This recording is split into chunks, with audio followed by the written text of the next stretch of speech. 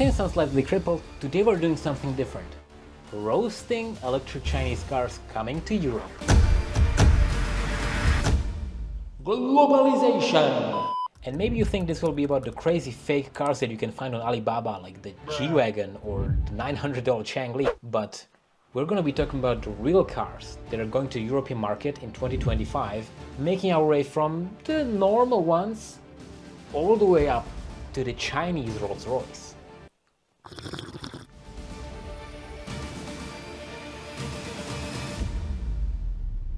And I wanted to start with the classic Tesla versus BYD, but a ladybug set on my monitor. Let me show you. So this is the GWM Ora, competing for my sister's attention from Fiat 500 and all Mini Coopers. But she would need more bumpers around it. And also 30,000 euros is a lot for a bug. But they're also bringing the GWM Way. Do you know the way? And I mean, this is a fancy SUV for 40,000 euros. What I really think they should have brought is the GWM Cybertank 300, which is exactly what the name sounds like. It's the G-Wagon from China. I would even possibly prefer this over a Wrangler, but this one also is 50,000 euros, so it's a lot. Maybe I should really wait for the American Slate truck, but who knows when this one is coming to Europe. So let's get to the cars which you probably have seen before. BYD. To be exact, BYD Seagull, which directly competes with Tesla. If Elon Musk was born in China, I'm pretty sure this is what a Tesla Model 3 would look like right now. But mind you, you can get a Tesla Model 3 for $18,000 right now. So if Tesla Model 3 would be an A tier, because it's been on the market for a while now, I guess the BYD Seagull comes to a B tier. It's not a bad car, but I guess I'm more a fan of the minimalistic aesthetic of Tesla. But then there's also the BYD Atto, which is a cheap SUV which looks exactly like a Mercedes EQS from the back. And I think it will be called the Dolphin in Europe, and we're gonna be drowning if they actually cost $26,000 euros. Although I don't think you have to worry too much. I mean, Korean cars didn't kill the European economy either. And now we make all the Kia Sportages here in Slovakia. Like for example, the Cherry Lepas is discussing making a factory in Germany. It's just too bad, like the front grille looks like my shower drain. What you should worry about though is the BYD Seagull, because if these Chinese cars really cost 10,000 euros, which it will not, yeah, in Europe they say will become the 23,000 Dolphin Surf, which is such a shame because you can get an SUV for that price. But you know who might bring cheap cars? Oh, the Leapmotor. I found their cars for 4,000 euros on Alibaba, which I mean, if they're really going to be undercutting prices, maybe they won't even give you a charger for the car, just like they do with phones now. So if you don't get a charger, or if you lose it somehow, you can get a TAYNIU charger, because it comes with a travel bag and all the essentials. You can change the speed of the charging to keep battery life, and even schedule charging. I mean, the quality is good and the plug is pretty sturdy, so you can check the reviews for a long-term review, but I tried it and it did not burn down our house, so that's all a charger needs to do. Or you can get one for your cottage house in case you forget your charger or you have a full car of skis. For sure. But for real, it may be good to have a backup with the price of gas these days. So the Leapmotor has brought the tiny T03 to Paris for 1,600 euros, even though on China it costs just 4,000. And the B10 small SUV, hopefully in purple, for 29,000.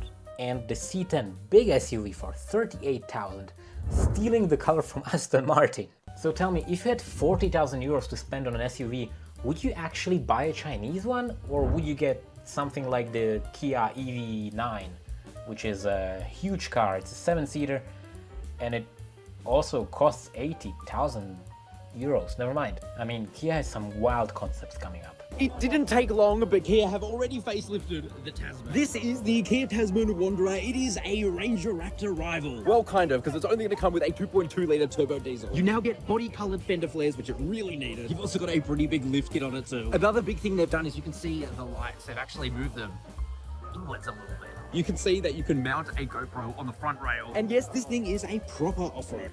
It is, but it's not electric, so never mind.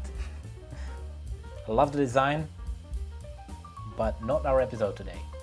But they also have one more car coming up, which I think the design is absolutely incredible. Concept, a camping vehicle with some unbelievable design language. Get a load of the passenger seat that faces the opposite direction from... Speaking of expensive cars, there is the Denza for 100k, which has no target group. I mean, I think you may have seen it crab walking, which is cool, but your rich uncle with a G-Wagon and a Maybach is not going to buy a station wagon. Probably. I don't actually know. I'm not the rich uncle. For this next car, I need to put out a tryptophobia warning.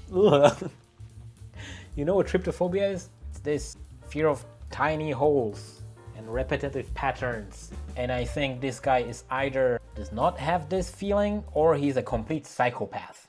These cars are going to get swappable stations, so if you're fighting over, oh, but Mike can put gas in my car in like 7 minutes and then go pay in the paying station for 5 minutes, I don't know how long it takes you to put out your credit card and it gets denied twice, you can swap up the whole battery pack in 5 minutes. I still think charging your car in under 10 minutes from 10 to 80% would be faster and probably less of a hassle than swapping the whole battery out. I mean, at least it's not overpriced. It should be 25,000 euros.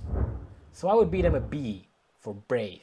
Oh yeah, Zeekr is the one with 800 volt charging, so you can charge it from 10 to 80 in 10.5 minutes, which is faster than running to the gas station to pay. Do you remember that one time we saw a Zeekr in Ukraine? It's the first time I see a Zeekr in Ukraine. It's nuts.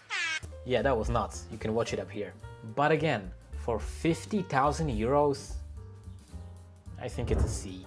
If you want luxury, for 80,000 euros, you can get the fake Rolls-Royce. And here I would actually be torn between the Kia EV9 and the Hongqi E-HS9. Which one do you think would get more aura? Oh yeah, and for the most boring car coming, the MG is making their 5S model? No, S5 model. Yeah, I would really laugh if like the GM General Motors from America would make a S5 to fight with the 5S. So like then you would get even more confused over which one is Chinese and which one is American. And finally, the expensive cutting boards. I mean, these cars are more flat than my actual flat. Oh wait, never mind, you can get a version that opens upwards. That's a plus 10 aura. What about the G9? Oh yeah, okay, you can get a plus 1 aura for the light bar in the front. For 36,000 euros. So tell me how much money you would need to have to buy a Chinese car. And what amount is it worth it? Or would you rather watch the vlog from Ukraine? See you there.